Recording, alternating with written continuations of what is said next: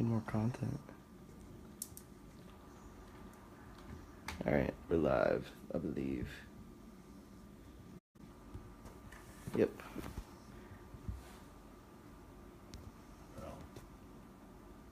Perfect. Alright. Cool. I got a shirt. You want to share it on yours real quick? Yeah, start it off. We already going on here? Yeah. Well, howdy. This is an October podcast. It's October 27th. 26th. 26th. Oh shit, my days are wrong.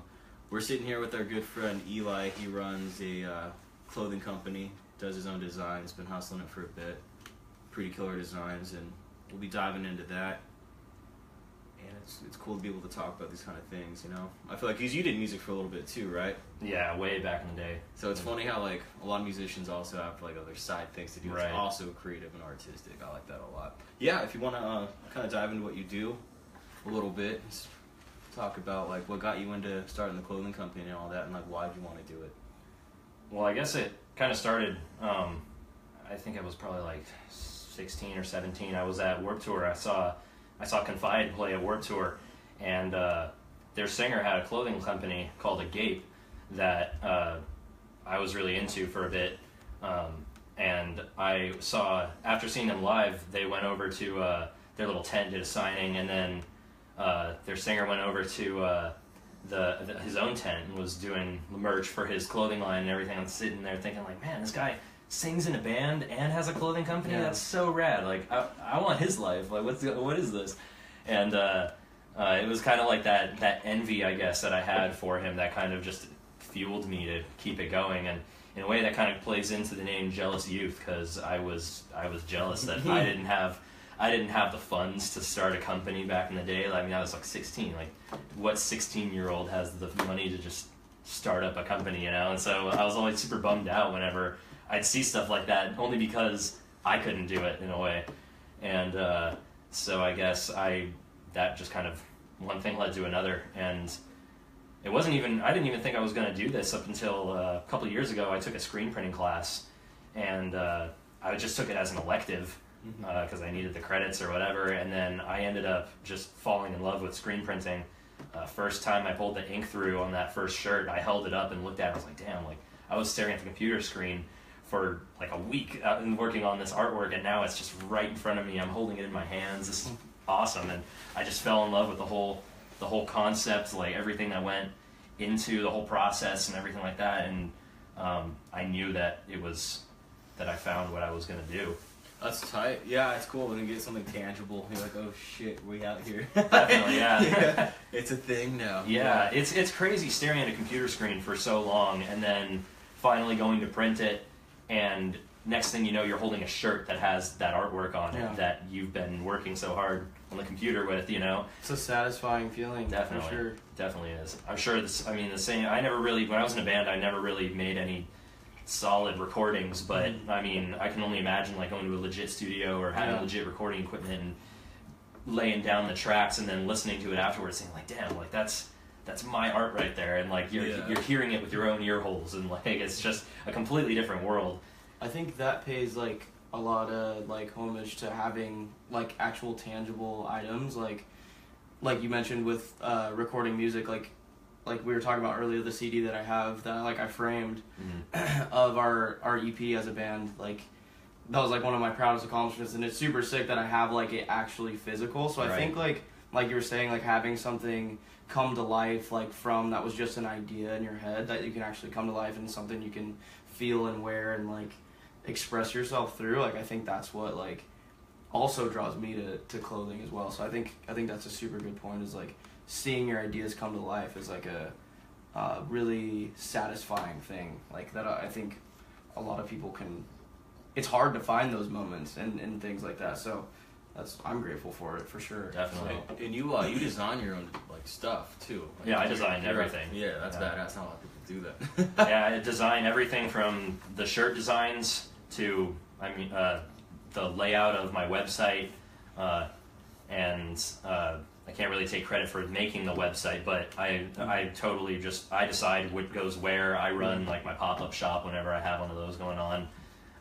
My first website I ever had, I completely made myself. Like, I used a format kind of Squarespace type of website to do that, but for the most part, I mean, I had creative freedom and everything, so I was the one that was laying it all out and whatnot. But yeah, I design everything. I operate the whole company myself, and I hire on a couple like friends here and there and have them help me out, like when I'm doing a pop-up street fair or something like that.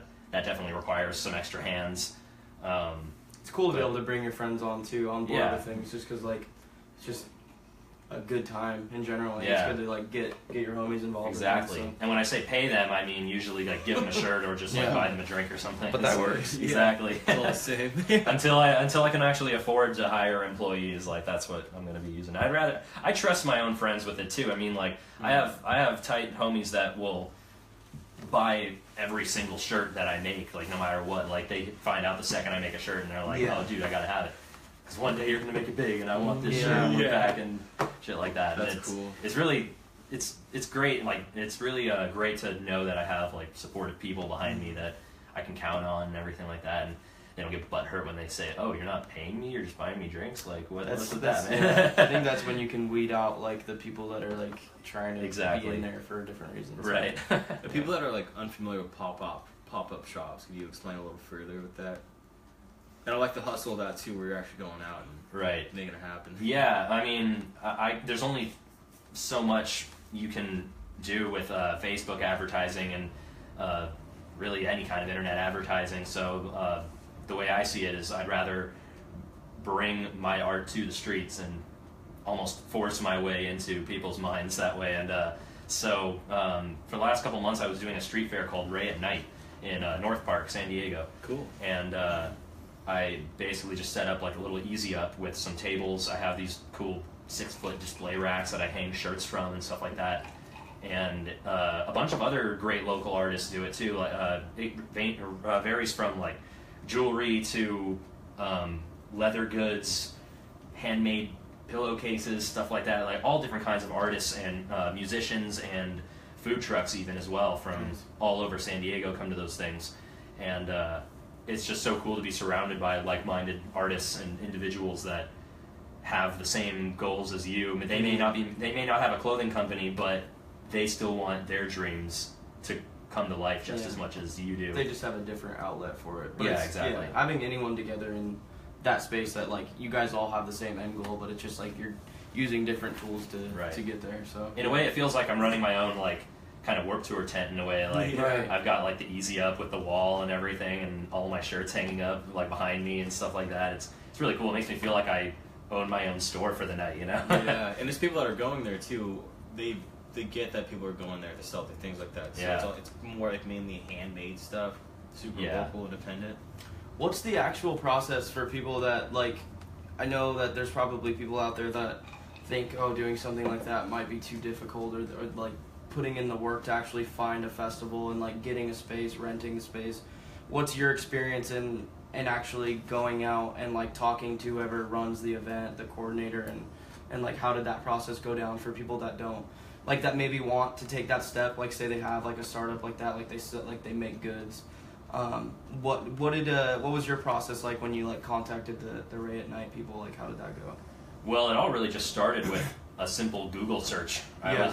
I just looked up like I gotta get to street fairs. I gotta get my word out there physically, not Right. just hoping that people like my shit on Facebook or something like that. Okay. And so I looked up just a really vague like street fairs in San Diego kind of thing or whatever. And one of the first ones that came up was Ray at Night, which is Okay. what I did for the last 2 months. Very cool. And I mean, a lot of other street fair websites and stuff like that are kind of, they do it, some people do it a little differently and others were kind of hard to figure out. But Yeah. with Ray at Night, they just had their website up and there was a simple like book a spot now kind of link or whatever, and you just fill in the information like what's your business name and what do you make and your name and email, stuff like that. And they make it super simple. That's cool. And yeah, I can't really speak for other street fairs and stuff like that. But Right. in this experience, I mean, it was as simple as that. And I got an email and a phone call back from the owner the next day, Nice. confirming like payment information and size of the booth that you require and stuff like that. It's a lot simpler than I thought it was going to be. Yeah. Like, I was pretty intimidated by it as well.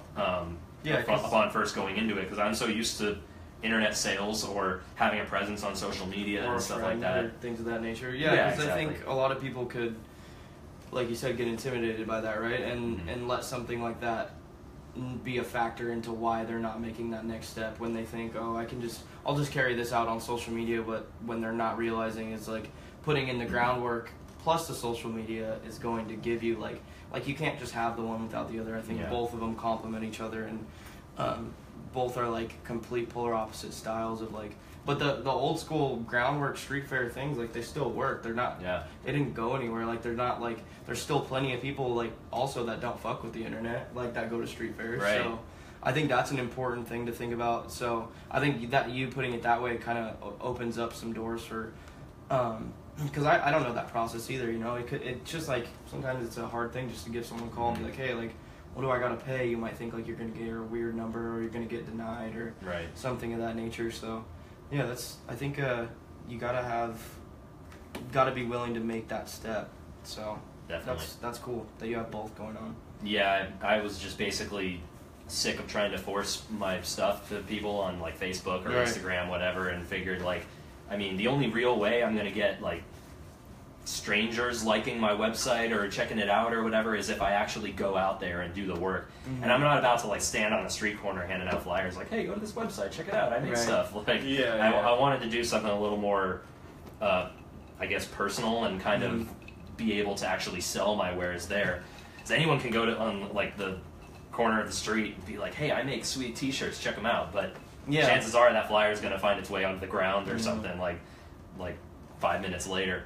And which is actually what I was doing at Warped Tour this year. I printed out a bunch of flyers, went to Warped Tour, and they had little like coupons on the back of them. And I was just handing them out to people to try and get them to go to the street fair. Nice. And it was really cool because obviously, unless you have your own like booth kind of thing at Warped Tour, like you're not really going to be selling things unless you're one of those CD hustlers that walk up and down and fill the line. Yeah. But Respect.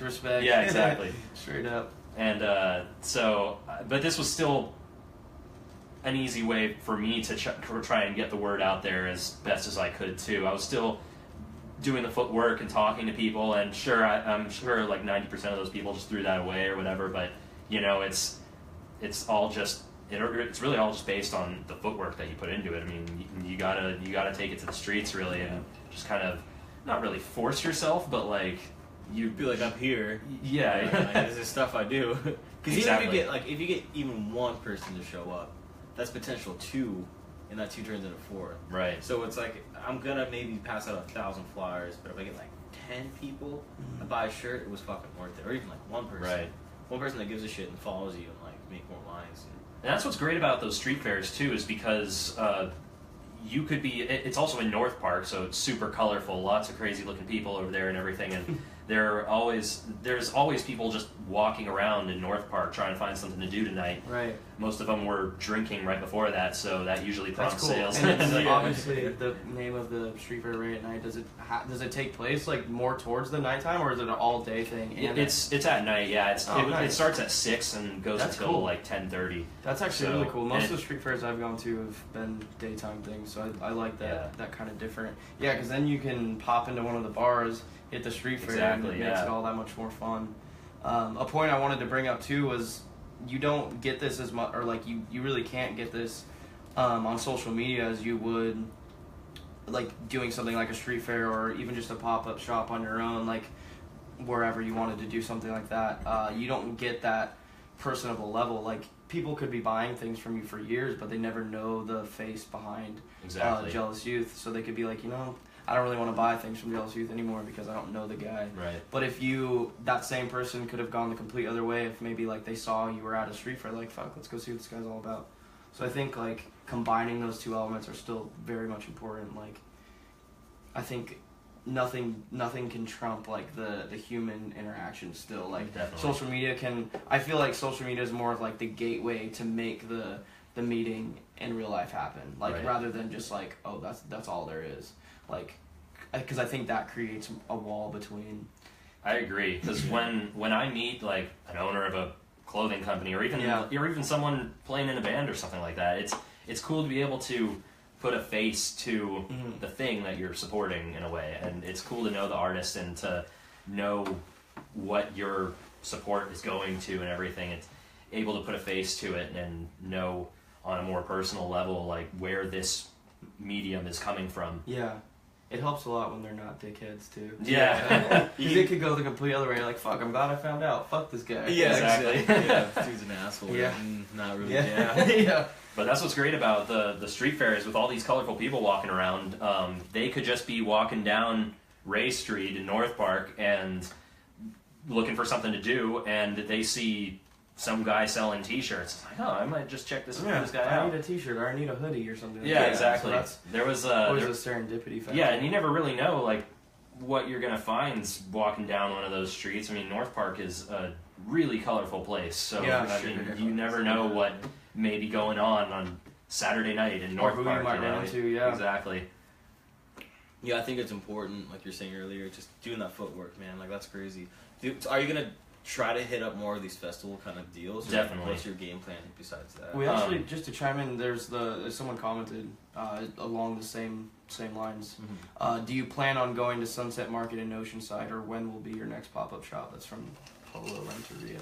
Well, I'm definitely going to do Ray at Night again. That's the second Saturday of every month, so that's a for sure thing that I'm going to make a point to do every month. But I have been kind of looking into other street fairs as well. Some of their websites are kind of weird and cryptic, and sometimes you have to sign up like months in advance or something like that. Man. So it can be kind of tedious sometimes, and that's another great thing about doing the street fairs, because other people show up and ask you like, "Are you going to do another street fair? Are you going to this one? Are you going to that one?" And I'm sitting here like, "Whoa!" Like, I only planned for this one, but that sounds cool. And like, right. I mean, I definitely need to hit more of them up, because that's just more.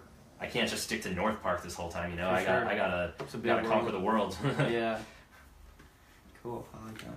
Thanks for the question. Do you know that? Do you know who that is? Polo Renteria or no? I don't think so. I think I'm for it. Oh, nice. Cool. So, like, just running the world of doing merchandise and stuff and getting yourself out there, like, what are, like, some of the big long-term goals with it? Like, getting into stores, or is it kind of just being, like, being able to travel with it? Like, what are, like, your big goals with it? Or, like, what's maybe more in a general sense of, like, maybe people like, that are getting into it? I would love to do street fairs like Ray at Night, but in different states, too. Traveling would be great to just be able to go to a different state, do a festival or fair for like a weekend or something like that, and then go back to San Diego. But in long term, for sure, I want to one day own a store where I sell my own clothes, and maybe I sell like other local artists' clothes as well, or even, it doesn't even have to be clothes. Like it's almost like a Hot Topic or Spencer's, but a little more like normal, I guess. Maybe a little stage, put on a show every Friday night or something like that. That'd be badass. Sell clothes of mine, of someone else's, or whoever I team up with, little gifts here and there. I don't know, Have you that's been? my goal, I guess. There's a thrift store in North Park that's kind of like that. This dude just has his old like shop. He's a younger guy like us, and like he has records, CDs, movies. He has like a lot of old band T-shirt merch. That's It's rad. like a weird thrift store thing. Me and blown away. It was actually really cool. Wish I could remember what it's called. It's in North Park though. Nice. That's cool. Like, yeah, you kind of just throw all the things that you're interested in. That's something that me and you talked about, Right. like when off the air before this, was like figuring out what you like to do, but also like being able to later incorporate like what originally, or I mean, your other interests, and lump it into what kind of built you up to that point. So Right. like when you can maybe not only just afford, but when you're at a point like successfully that you can think like, oh, like let's maybe try to incorporate this other side of things, like music, like you said, like having bands involved. And it's funny, like I told you earlier, like Blackgate before was Blackgate Brewing, because I was like interested in brewing, and I did like a little home brewing kit and shit. And I was like, that's the name. I was like, fuck yeah, I'm gonna use it for that. So like that always made me think, like, since using it for this now, I was like, like one day like Black Apron could be a thing. Like Right.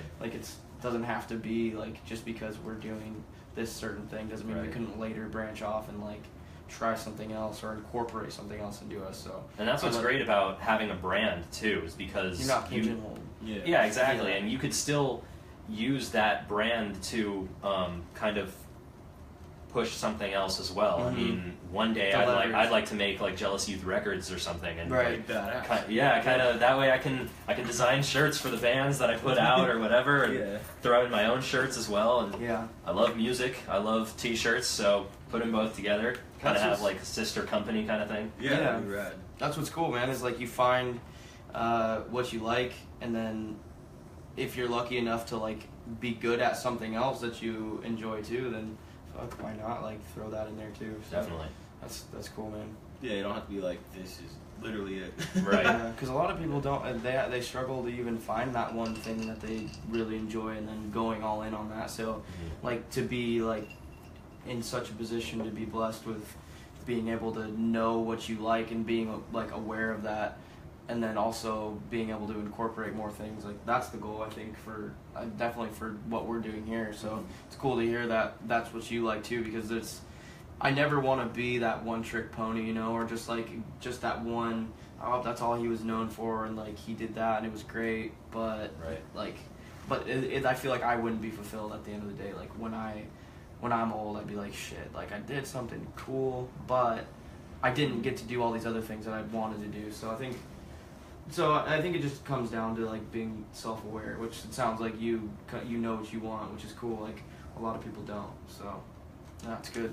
Yeah, are scared to take those like risks of doing things. Mhm. You're like, oh man, like I guess with the music thing. So you could always go back to that. It's not like you're like, oh man, I'm only doing clothing. Yeah. Yeah. So it's hard finding that like that one and only, one and done. Like, Definitely. people are scared to do that branching off deal. Now, all it took for me was working way too many shitty jobs Yeah. and realizing like I don't mind being an employee, but it's not making my dreams come true, you know. So Yeah. there was only so many terrible jobs that I had to work before I got sick of getting pushed around and being used as an expendable coworker, employee kind of thing. Yeah. And so, I mean, I've had Jealous Youth going on in the background for the last like 3 or 4 years, and working these jobs has helped me pay for the company, for which I'm grateful. But I don't know, there comes a time where you kind of have to take things into your own hands, really. Yeah. Leave the nest. Yeah. Yeah, it's scary. I mean, because it's good having that security in a sense. But man, it's if you're not doing what you want to do, you'd be fucking sad. Yeah, It's exactly. hard. People are like, I think you get really caught up in that. And you're like, well, I'm kind of comfortable. But like, shit, this isn't exactly what I want to do. And then you kind of fall apart. You Right. don't know why. And the cool thing I want to kind of touch on that you said too was like, you did these jobs that pay for the thing you really wanted to do. Mhm. I don't think enough people do that. They don't throw $5 a week at themselves, you know? Yeah. They're just like, they think they need to have all this lump sum of money to go start something. It's like, no, do baby steps. Yeah, If you don't have a ton of money, put some away and then build slow, you know? Mhm. Like, well, we just did like a small merch run. We're building slow. Yeah. Like, Yeah. we don't want to like overextend ourselves and go into debt. That's Right. not how you do it. You got to do it small. And it's like, it's the bigger picture. That's what I liked about what Yeah, you said. I feel like a lot of people jump to the conclusion that, oh, I want to start a business, so I need to take out a fat loan, Yeah. and $10,000. that'll obviously pay off eventually because I'm going to make a bunch of money and be able to pay it off. Yeah. But those are usually the people that go under within the first, not even the first year, because they sink all their money into this project and then it turns out to just fail out of nowhere. I think that's the stigma that like kind of plagues a lot of, especially us being young now too. Is like, I mean, fuck, I'm guilty of being impatient. We all want things to happen quicker than maybe they should, but you have to be working up to that point. So I think the baby steps thing, like we're talking about, is really the way to go. Is like, you might be seeing that progress slowly, and we might have only been able to do like a small merchandise order on our first time, but if you think about it in terms of like, okay, so that was our first one. We did our first one in October.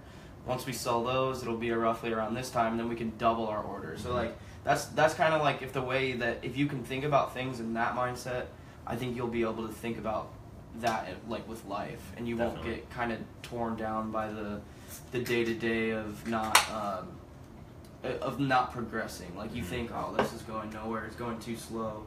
I need to take out like a 10K loan, so this will kickstart me. And like I think that's like a lot of like traditional like business, like what goes through your head. I think I even thought that at one point. I was like, I can never start a business. I'm never gonna have $20,000 to throw at it right away. You know. Yeah, but I think a lot of people too is they connect the two, like, oh, business means job means money. Mm-hmm. Not always the case. You have to have, because like within the first year, you're kind of just eating shit for a while. Pretty much. Because you're scraping just to like get to the next part. You Yeah. know, and start seeing some like progress and improvement.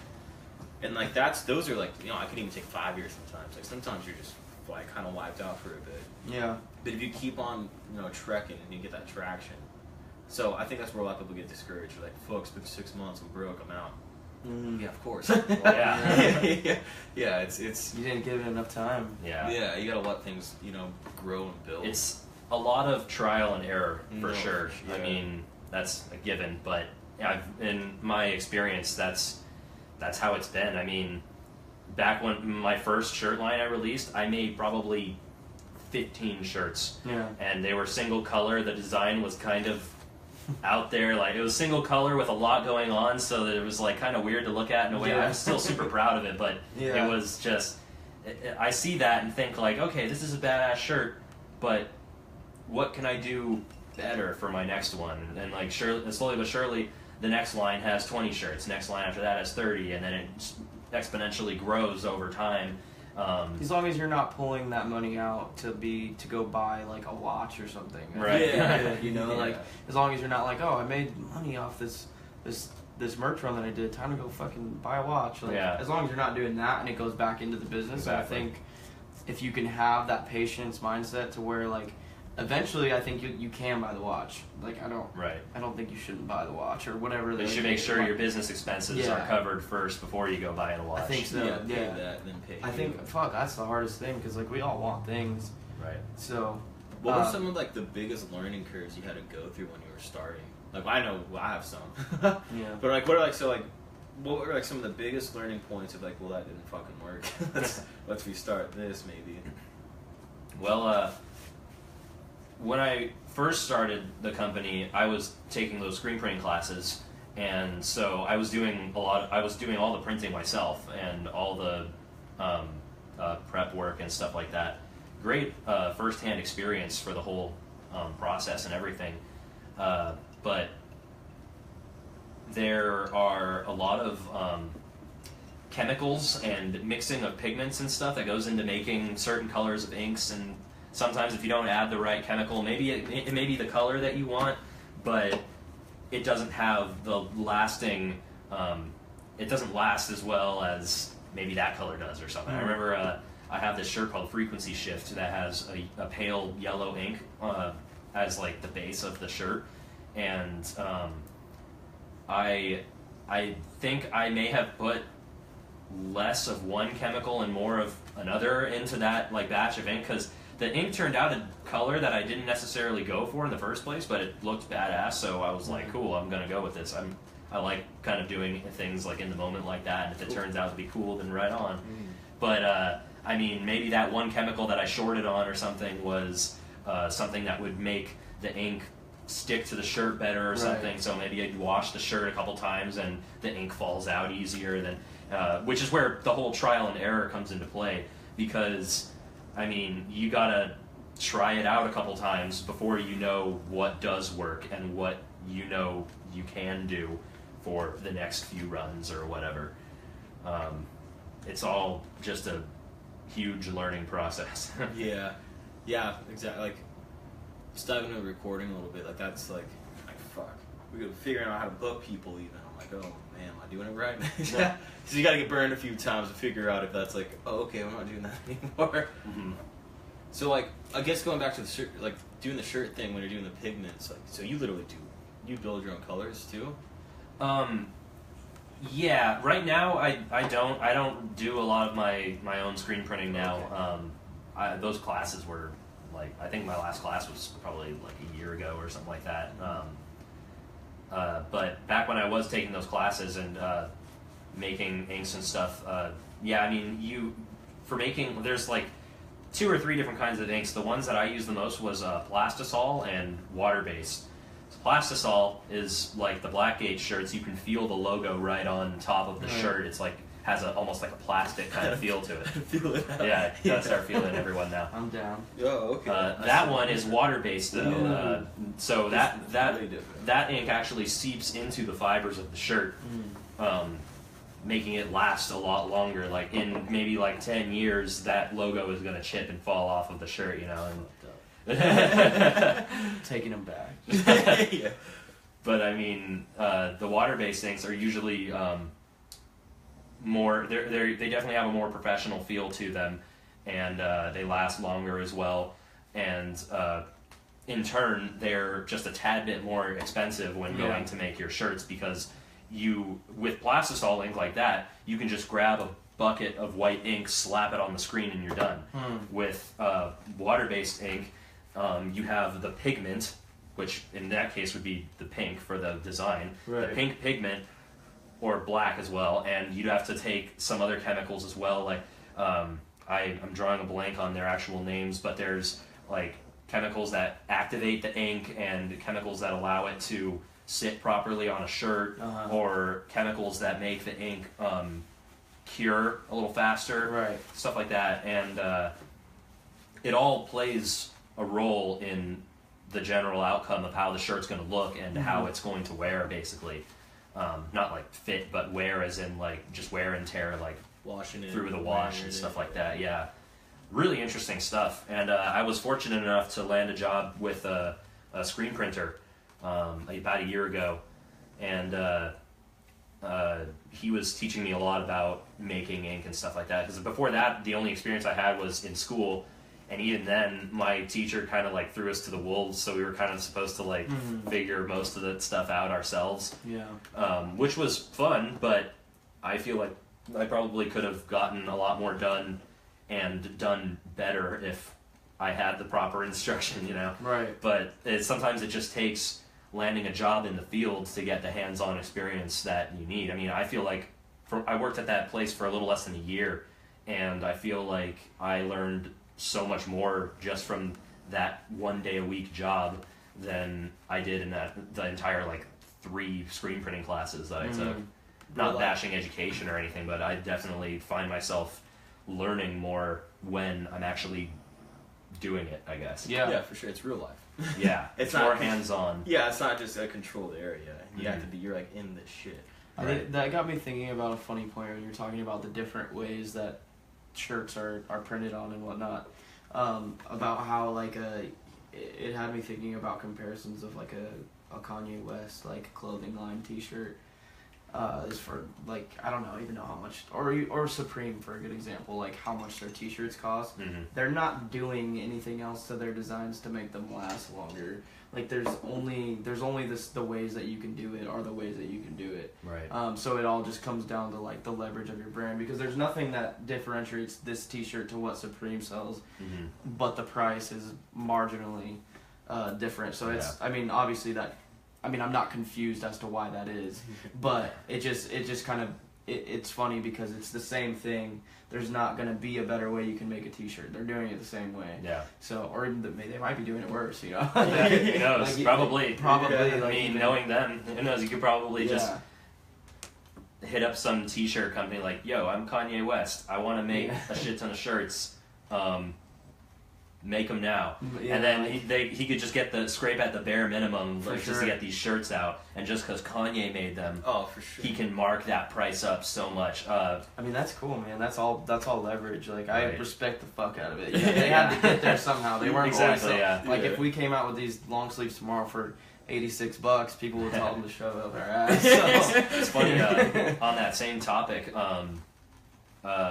Skrillex and a couple other guys, they started Ausala a few years ago, and I remember an old friend of mine got super into like dubstep and rave music and stuff like that, so he started like worshipping Skrillex's clothing line and stuff like that, and like to each their own for sure, but like Skrillex was selling long sleeve shirts like that with like a little logo here and maybe some words on the side, and they were like $100 shirts. Man. And the dude bought like 3 of them. I was like, where do you get $300 to drop on a T-shirt? I mean, that was literally what I paid to do this run of merch. right? Exactly. Like, I bought a lot of clothes with that. Yeah, I know. Not one garment.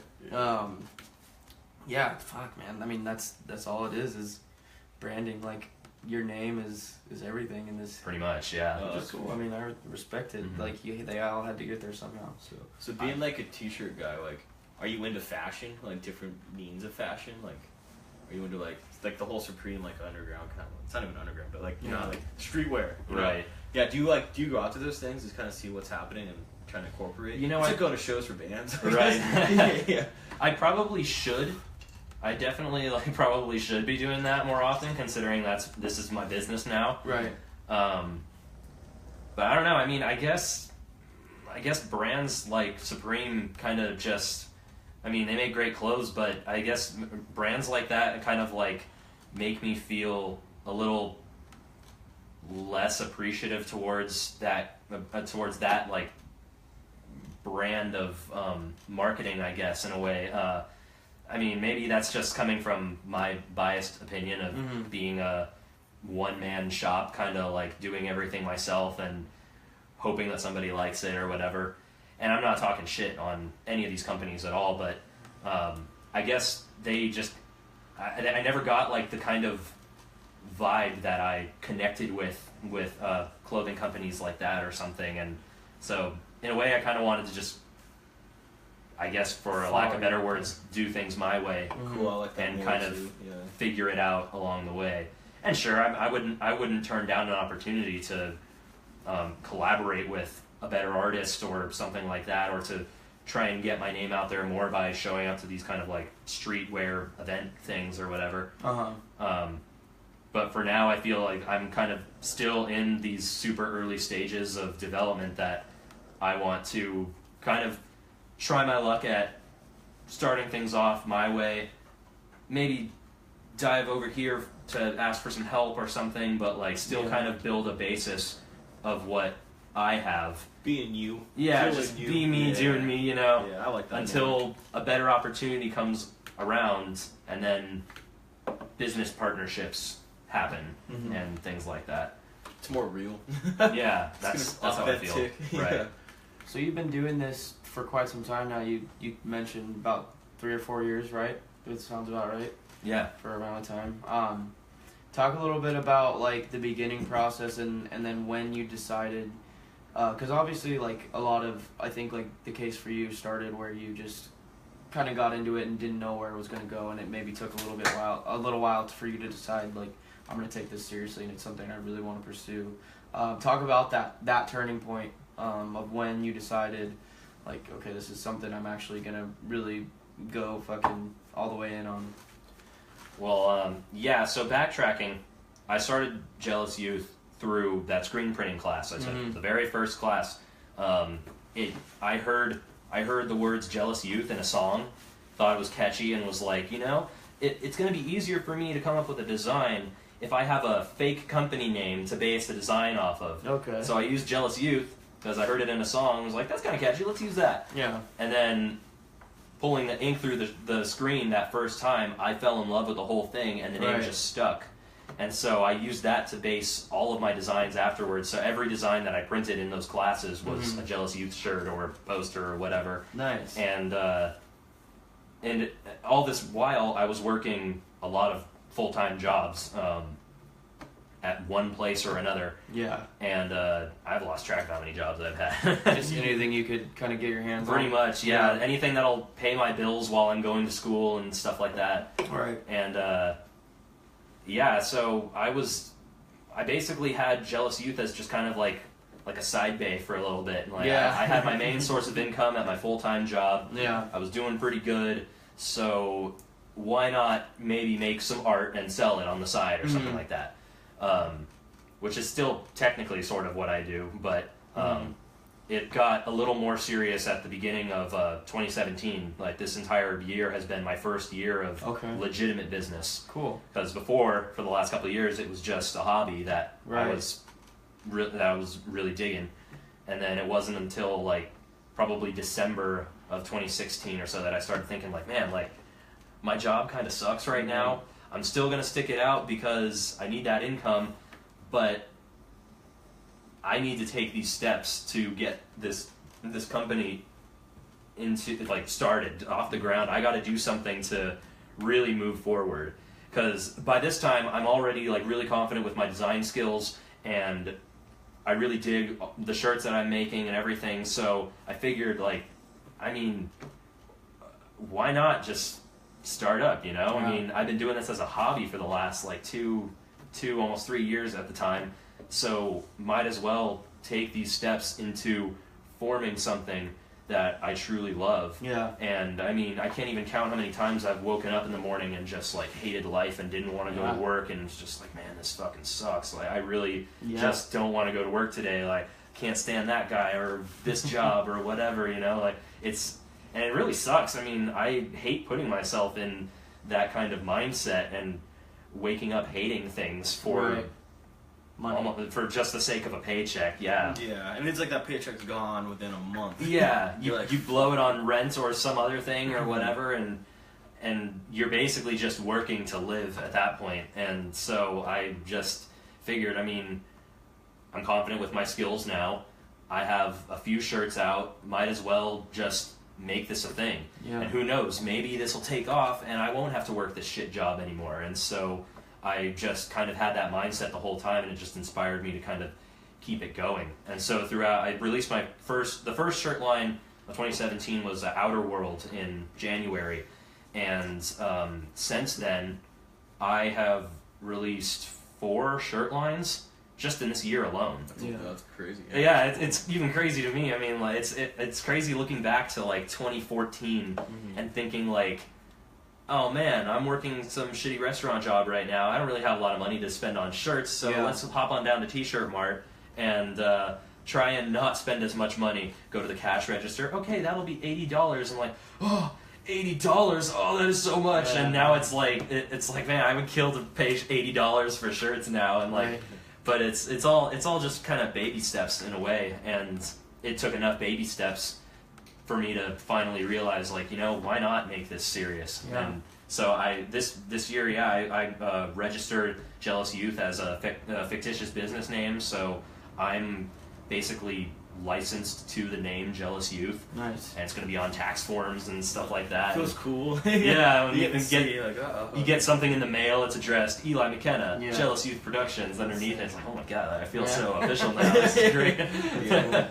Yeah, you bring up a good point, because I have a very similar story to you, to yours. So it makes me think if a lot of people need to go through a similar situation to be able to take that next step, because it took the same thing for me to really turn my life around and realize, like, fuck, I gotta bear down on something, or I'm going to be stuck doing something that I don't like, in the same way that you were just working jobs to get you by. I was doing the same thing, and I left a job that had a lot of potential for growth, that in normal society standards is a good job, and something that you just stay at. Like, you stay there forever until you retire. 401k, raises every year, blah, blah, blah, bullshit. Cool. That's cool, but, like, the same thing happened with me, where I was like, every day I woke up hating this or that, and it made me not like the person that I was. So it makes me think of, like, what's the bigger picture of does everybody have to go through something like that until they can realize, like, hey, like, fuck, I need to change something? Because some people never get there, or like midlife crises, they might eventually, but it takes till they're like 45. So Right. fuck. Yeah. What have I done? I feel, What the fuck? I feel grateful that I'm 24. I was 23 when I made the decision to really change things around. I quit my job without really knowing if I had another one, which is, I don't recommend. I got one the next week, but which happens to be like a job that I enjoy a lot more, which is awesome because it gives me more time to focus on Blackgate. But yeah, like, just what is your opinion? Like, do you think that people need to hit kind of a rock bottom feeling like that to be able to go full in on something else that they love? Based on personal experience, I would hope that you would come to that conclusion before hitting rock bottom, but sometimes it takes hitting rock bottom to realize that I need something to change. This is the unfortunate truth. But I mean, yeah, talking from experience, I mean, I was at that point too where I was just working for a paycheck and hating the environment around me. And I can't even tell you how many times I've talked to people, like coworkers or just outsiders, whoever it may be. Can't even count how many times I've complained about like my coworkers or my job to somebody, and they say, well, that's just them. You got to just keep your head down and do your job because you're at a secure place with a secure paycheck and everything's going good. So that coworker may be a piece of shit, but if you keep your head down and just do you, it helps you stay a little more sane. I tried that.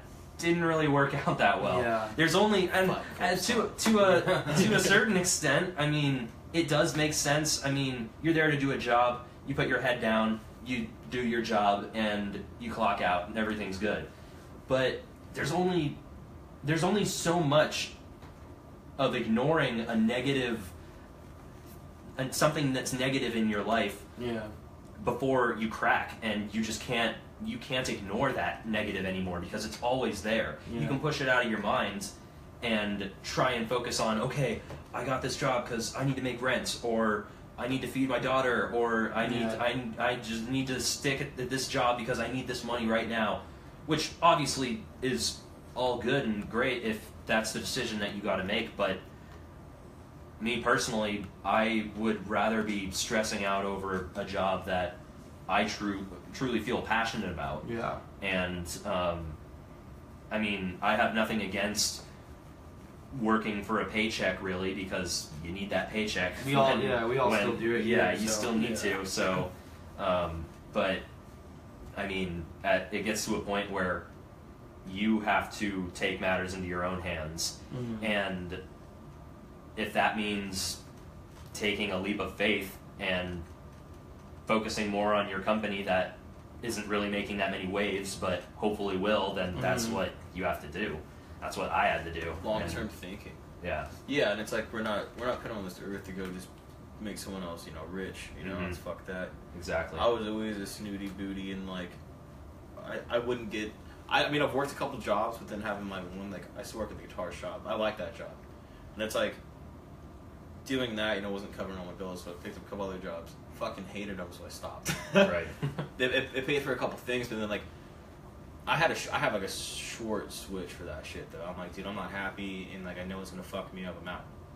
And then like I'm cool with being a little more broke, doing shit I want to do. Sure, it gets stressful, like every day's not amazing, but that's what kept me going. I was like, okay, well, bigger picture. Hopefully, by X amount of time, this will be better. And like what I like to do, I think we talked about this a little bit. Getting that journal and writing down where you're at, and then like you don't have to do it all the time. But dude, I have notes from last year. Me, fuck, not a good spot. And then now it's like way better. Right. It's like I can see like all those goals I wrote down a year ago, I crushed them. Like, so it's just having like some sort of guidance within yourself. And the reason why we're doing this, like this podcast too, it's like we're trying to show people like, okay, at the rock bottom hurts, but like we're here to show you like you don't have to hit that. Right. Like, you can do it now.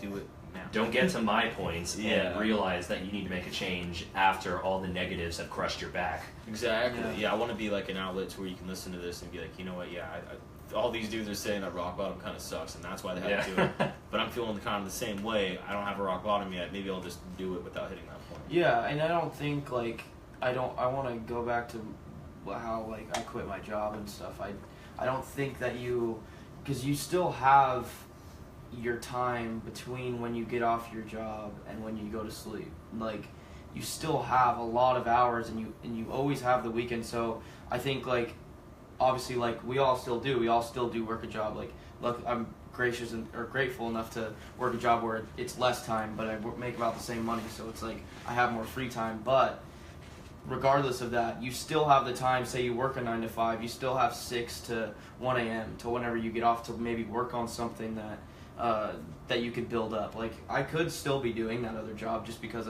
I would still have the time to like from the time I got off work to when I go to sleep. Granted, you're tired as fuck. You don't want to do it. Yeah. But it's like having that discipline to push through that, and Right. that's what's even gonna make you prepared for business in the first place. Is you have to have that discipline to be like, okay, I'm off of work.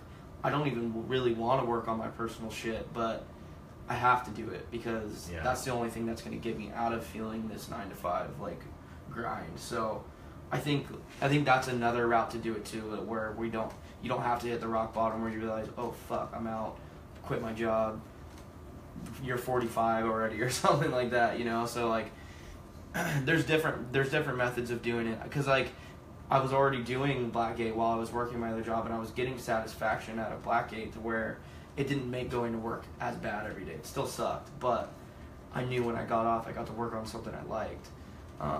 Ultimately it ended up being too much of a negative force, like you said. So it was just the better idea to quit it in general. So yeah, man, I think if anyone's listening that has like any kind of thing that they're passionate about, or just like try to find something that you like a lot and then do it on the side from your job, because you can't just go home and watch Netflix every night. No, right. Then you're just you're gonna be in that routine forever. Yeah. Or it's one of those things too where it comes down to you have that secure job. Whatever that job goes under like that week, dude. Yeah. Then you're fucked. Or then you're like, or if they hire someone that can do the job better than you, or they realize, oh, we got to downsize. Let's see. Oh, Eli, guess what? You're a great employee, so we're letting you go. Exactly. Which has totally happened to me, and it's shitty, and it really sucks when that shit happens. But I don't know. You kind of have to. Sometimes you just got to take matters into your own hands, I guess. And like one of those things too is like you're passionate and you like want to follow your heart on something. Do it. You'll never fuck that up. Yeah. Especially like I think even. Don't suck yourself into doing something you think is going to be profitable or anything like that, because that's not going to work. It's like when people try to do music for money. Like, oh, where's the money? Yeah. So, as long as you follow like your true passion and like what you're really giving a fuck about, you're not going to goof it, because you care about it. Right. Yeah, it's not going to suck as bad when the times are hard. Like, because like we're all gonna hit rough patches. Like, I'm glad to be having you on here because we're kind of in similar stages of our journeys on really taking our businesses seriously. So we're all gonna hit those waves, but they're not gonna feel as bad when you know it's like I liked taking that punch in the face. Like, it was good because I either learned something from it or you got something out of it. You can grow from it, and it was a good punch in the face. It wasn't like a 9 to 5, 40-hour a week punch in the face. That hurts a lot more when you don't like what you're doing. So I'll take that all day. And I think like within people our age as well, this might be hit or miss, but because Gary Vee is actually a really good counter argument for this. Yeah. But like being this age, you can be a lot more lucrative with your time. You can go out and do these things, and the risk is somewhat lower. So if you're young, single, maybe live at home, what the fuck? Do whatever you can to do what you want to do. Definitely. Even just being like, I don't know, like, even if you have a girlfriend or something, like, travel, dude. Go out and kind of explore, get some shit out of it, and then that might trigger, like, what you're really passionate about. And, like, dude, there's people that just do, like, travel Instagrams. Yeah, maybe you just like travel and you want to, like, you could fucking, like, rate airplanes and shit. Like, yeah, literally. Rate airlines, and then you become, like, the airline guy, and then you get free fucking trips everywhere because everyone wants you to rate their airline. Right. Like, you know, like, you would have never known that unless you took that trip to fucking London or wherever the fuck you went. Right. So, like, I don't know, yeah, I think there's things like that where you have to, I think that brings up the point where it's like, if you don't know what you like, because I think that's an issue for a lot of people, is like, well, how do I know what it is I want to do? Like, experiment. Yeah, you have to experiment. Like, that's how this came about, was me and Tyler put together the things that we both like doing that both stemmed from music. We're not, I mean, I'm not necessarily doing music anymore, but it's still tied into the same avenue of it. Like, I figured out years ago that music was like a big part of my life, and then from there, like, this has branched off from that. So I think you have to taste things. Even when we started this, it's like we didn't plan on this just being a podcast. Right. You know, we're like, oh, what do we like doing? We like listening to these kind of things, and like, well, fuck, I mean, we kind of know a little bit about maybe the subject. I'm like, okay, well, we can just do it. Yeah. Right. Yeah, it's one of those things. We had to figure out what we even wanted to do. You know, like we each did. He did photography, I was recording dance, and then now it's blossomed into like a bigger thing. So we had to experiment. We got to figure out like, oh, you know, we could do that, and that's how I think a lot of people should get started. definitely. Yeah, don't be afraid to fail. Like, go out and fuck up. Right. Then you're like, okay, I'm not doing that. But that's kind of cool that this came about this. Yeah.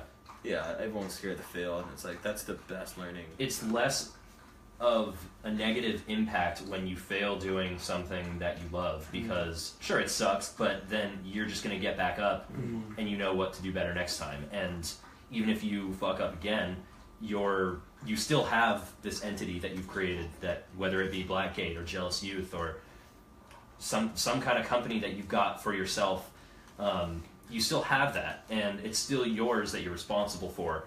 And sure, maybe you hit a rough patch, maybe you made a mistake here and there, maybe something really dramatic happened, but it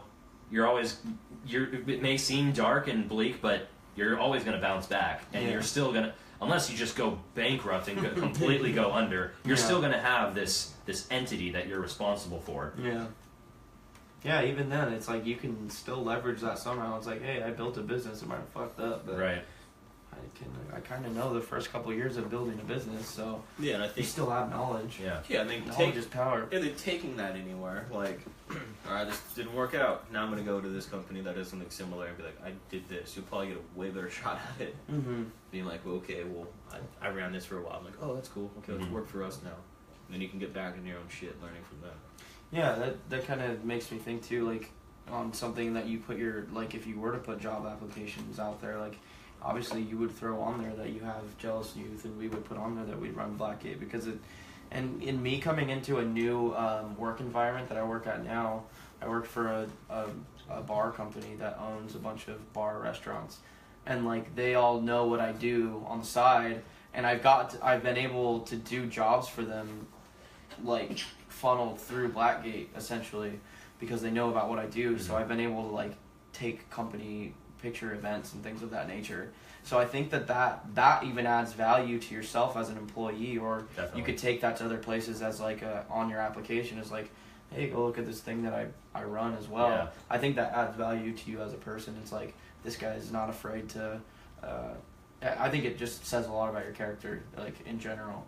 So, Yeah, I've been actually putting Jealous Youth as the first like job on all of my Yeah. job applications now. I mean, fuck. and I wasn't doing that before, but up until like a couple months ago, I've been listing it as work experience, because I realized like, man, I've been doing this for like 4 years. Yeah. Like, Yeah, I think I can use this as work experience now. I mean, considering I run the entire company myself and do everything, and I mean, that's work experience in itself right there. So Yeah. I mean, it would be ridiculous to just not put that on. Oh, it's not an official company, but it's still something that you got going on and everything. And If you think about all the actual real life skills you've gained from it, like, Yeah. you know, like you really have. You've learned how to manage money. management. I mean, if I were to own a big ass company and be going through the hiring process, it's like, all right, who am I interviewing today? And see that they have their own company on there that they're listing. Maybe it's not a big company, but it's still something that they got going on. I would look at that and be like, wow, this guy's or girl is obviously pretty responsible. They know how to at least sort of run their business or something. Yeah. They're making some pretty responsible like business decisions and stuff like that. Like, that already says a lot about a person's character, just to see that on a piece of paper. Because they give a shit. Right. Yeah, they're like, well, I wanted to do something bigger than myself, but I want to work for you now. Yeah, so even if Yeah. that wasn't your goal to go out and be an entrepreneur or be like a business owner, like even just starting something, like it just can only benefit you either way. Like, because if you at least try to go, like, I mean, fuck, man, me and Tyler could realize tomorrow this is all bullshit. Like, I don't think it's gonna be the case, but like, yeah, we could be like, you know, man, this isn't for us, but we could still be like, shit, we tried, and we realized like we learned some strengths and some weaknesses about ourselves, and like it just lets you get to know yourself a little bit better. So I'm stoked to be here. Yeah, it pushes your limits. Definitely. And then you're like, it's gonna fucking push your buttons too. Yeah. You're like, I wake up stressed out sometimes, just think about like little small shit that probably no one else thinks about. And you're like, fuck, I gotta do a blog post today. Yeah. It's like shit like that, but it's like, what you're saying, it adds to your, like, your character, it adds to like your work ethic, and like you have to get that shit done. Yeah. Because if you don't, who else is? You know. Exactly. And, like, no one's gonna care as much of your shit than yourself. Yeah. Well, cool, man. I was really stoked to have you on. It's always cool to hear stories, especially when we're on such a similar path. Yeah, it's always great to meet like-minded individuals that Yeah. feel the same way about certain things. Mm. So what are you excited about coming up, man? I think just kind of what do you have coming next? I know, actually, there's something we didn't get into that I was really stoked that we had brought up earlier. Is kind of like smaller details of the things that you do, because that's something that really intrigued me and Tyler. That me and him even noticed today. You put like even the small details of like the 17 out of 20 and the quantity of the shirt that you made. Oh, yeah. Limited runs and things of that nature. Talk a little bit about like some of the small details that you throw into, just to give it your own little spin. Like how do you do that? So the whole point behind Jealous Youth is to make limited edition apparel or accessories, whatever it may be. Mostly geared towards apparel due to my unnatural obsession with t-shirts. But I print a run of shirts and that's it. Screen printer cleans out the screens that day and that's it. There's no going back.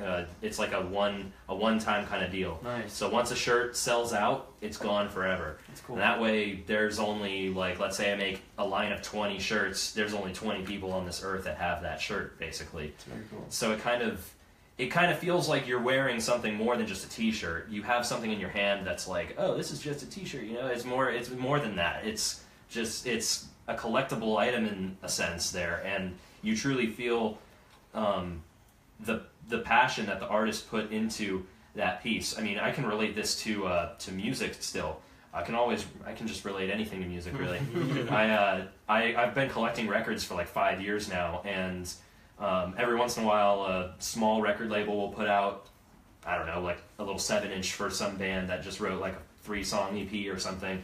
But I'll pre-order it, get it in the mail, and open it up, and maybe like the liner or the back of the jacket or something has a number on the back. Yeah. So it's like handwritten, like number 45 out of 500 or something like that. I have records that are numbered out of 100 too. That's cool. So Yeah. they only make 100 of these, and it may be something as trivial as a piece of plastic that you listen to music from, but Yeah.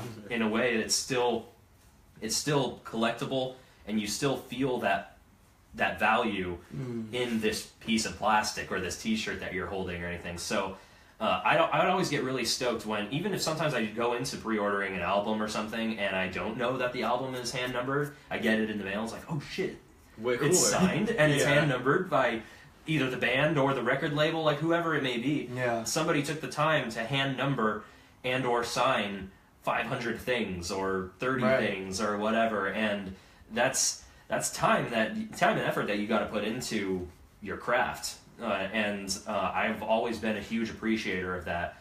And since I'm making limited runs with these Jealous Youth shirts, I wanted to kind of pass on that collector value in a way. And Yeah. obviously I can't sign and hand number a t-shirt that I'm going to sell to someone. Yeah. But I figured, the last couple months I've been attaching these little tags to all my shirts that from a distance just look like any regular punch shirt tag, tag, yeah. like, oh, I just got this at Macy's, clip off the tag, you know? Right. But I hand write in all the details for the shirts, like the name of the shirt.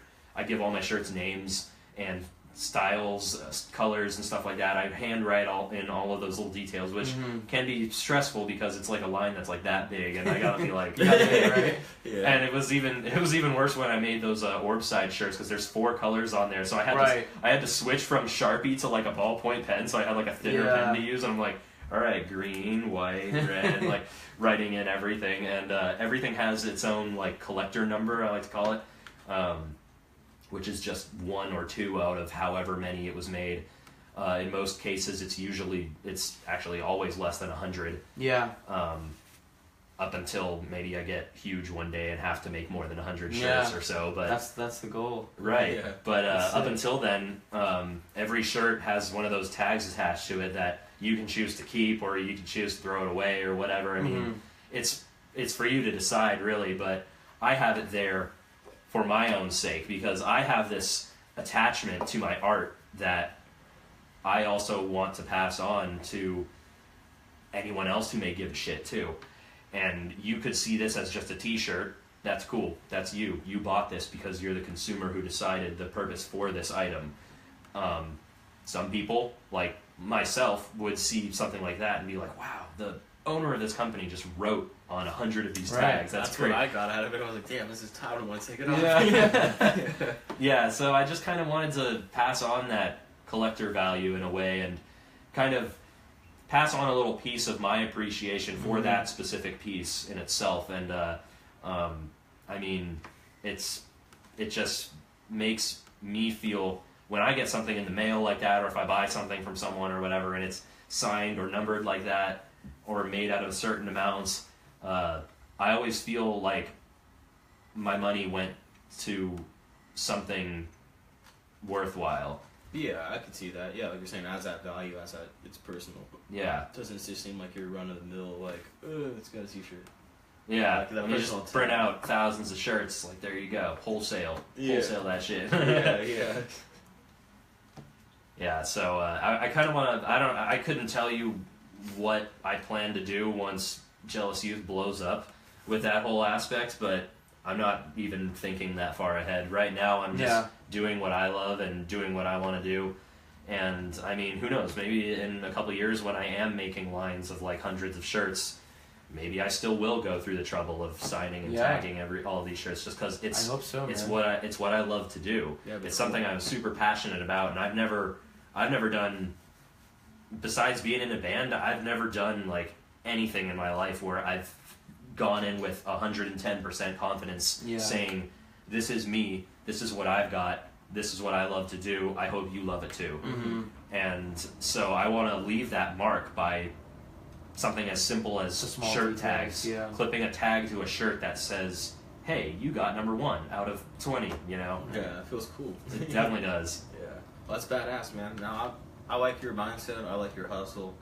I think, and then where can we find your stuff? It's just jealousyouth.com. JealousYouth.com, yeah. Cool. Yeah, the website is decently new. My buddy Kevin he's a web developer, and he's made a bunch of websites in his short career that he's been doing this, and one of the websites for which was for a former boss of both of ours, who now owns like a little like juice truck kind of thing in LA. Nice. Cool. Like a food truck but for juice. Yeah. And so I saw it and was like, man, like my website right now is great, but it's so limiting. I want something, I know there's potential for this website to be badass, but right now I'm just kind of cool, you know, like I need to reach that badass level. So I hit him up and he designed me this brand new website and everything, and it's super shiny looking and nice little interface and super easy to use. Pictures are nice and big and clear. You can see the product really well, and it's so rewarding to tell someone, yeah, check out my shit, it's on jealousyouth.com. Right. Yeah, Before I was like, oh yeah, just check out my website, it's jealousyouth.format.com. Yeah. jealousyouth.tumblr.com. Yeah. It's so much more rewarding to have like your own domain name and your own website where you can just be like, jealousyouth.com, go check it out. Yeah, there it is. Cool, everyone should do that. That's listening to this. Go to jealousyouth.com. Check that shit out. Yeah, he's got the goodies. When's the next line coming out? You have something planned? That is an excellent question. Yeah. I mean, I just It's a released limited a new run, right? sticker line, and I've been focusing on like pushing those out, and because I want to do more than just T-shirts. Right. Because I mean, as a graphic designer, I want to get my artwork out there in any means as possible, and I mean, You gotta get your art in exactly, and stickers are really easy promotion there and everything, and so I want to kind of dive a little into that as well, so that way, okay, maybe you don't need another T-shirt in your closet, but I have these cool stickers, you know, like a and pack, and it's still getting my art out there in one way or another, and I mean, if I'm not